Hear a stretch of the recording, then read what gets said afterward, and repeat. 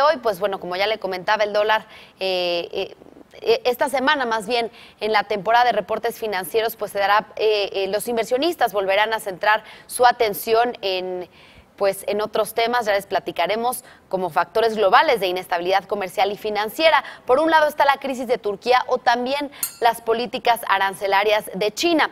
Para esto y más vamos con los ganadores y perdedores de la sesión. Nos acompañan Juan Carlos Minero, director de inversiones de Black Wall Street Capital, y también nos acompaña Ricardo Rodríguez, consultor e inversionista privado. ¿Qué tal? Muy buenas tardes. Susana, muy buenas tardes. Buenas tardes, Susana, Juan Carlos. Pues Juan Carlos, tras una temporada de reportes financieros que está prácticamente finalizada en Estados Unidos, como ya lo mencionábamos, y en la que la mayoría de las emisoras presentó datos por encima de los estimados de los analistas, ¿qué cambios observas en el mercado y también qué podríamos esperar hacia adelante? Susana, buenas tardes. Mira, definitivamente el principal cambio es la elevada rotación de sectores por parte de los inversionistas, en donde es evidente la salida del sector tecnológico derivada de la coyuntura de sus reportes, que si bien desde reportes como Netflix y como Facebook era estimable, lo que sorprende es cómo la debilidad relativa se contagió a otras empresas del sector con muchos reportes mucho más robustos, como fue el caso de Amazon, Microsoft o Google. Algunas de estas que incluso habían sido pilares desde los mínimos del mercado americano en abril y a lo largo de todo el 2018.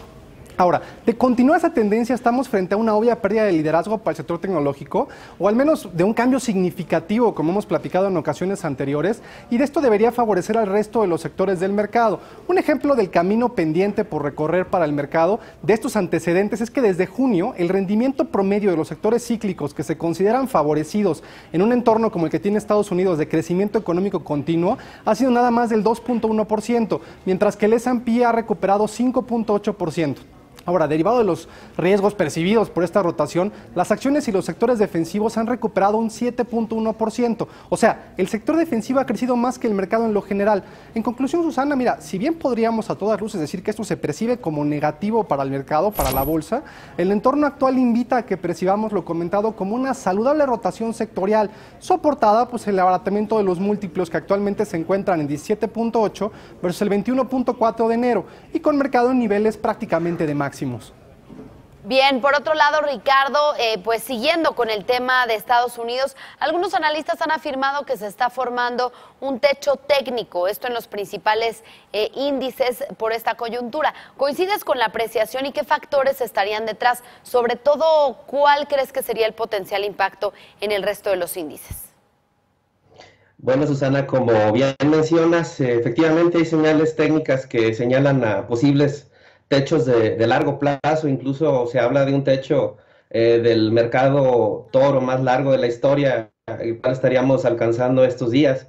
En el S&P, por ejemplo, estaríamos alcanzando un doble techo, y tenemos otro tipo de señales como es la volatilidad implícita que hay en los contratos, los cuales se encuentran, al igual que los niveles de enero y febrero, que se recuerda tuvimos una baja muy severa en los mercados. Asimismo, las coberturas se encuentran a niveles mayores y, como Juan Carlos bien menciona, hay una rotación hacia sectores más defensivos. Lo fundamental podemos señalar como causas la fortaleza del dólar, una Fed adelantada contra el Banco Central Europeo y Japón, aunque en Europa hay señales de un repunte en la inflación y por lo tanto vimos una recuperación en el euro los días pasados.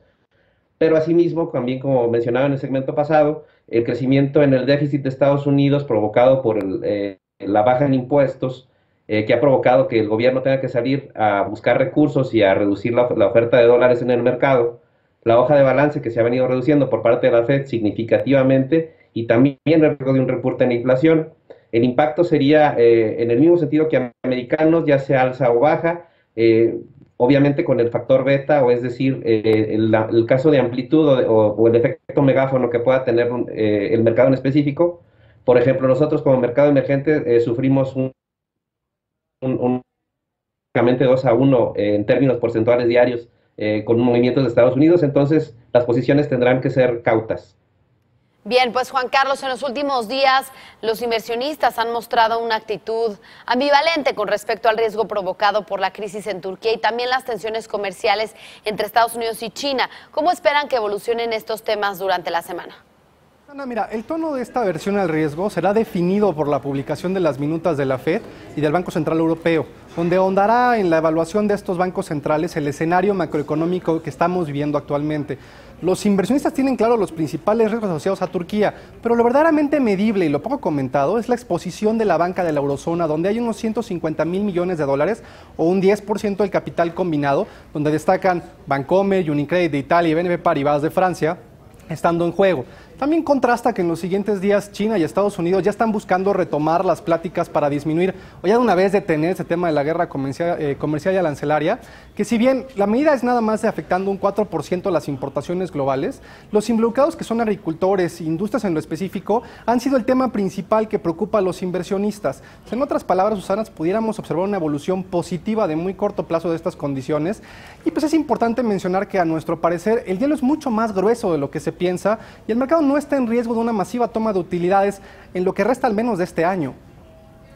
Bien, pues Ricardo, al igual que en el resto de las monedas de países emergentes, el tipo de cambio en México registró bastante volatilidad durante la semana pasada, dadas las situaciones de inestabilidad en los mercados que ya mencionamos. ¿Qué podemos esperar para el peso dólar en las siguientes semanas?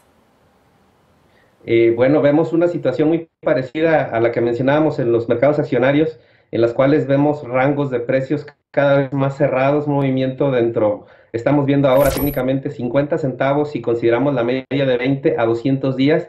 Hay un número de medias de mediano y largo plazo importantes en un rango de precios muy cerrado.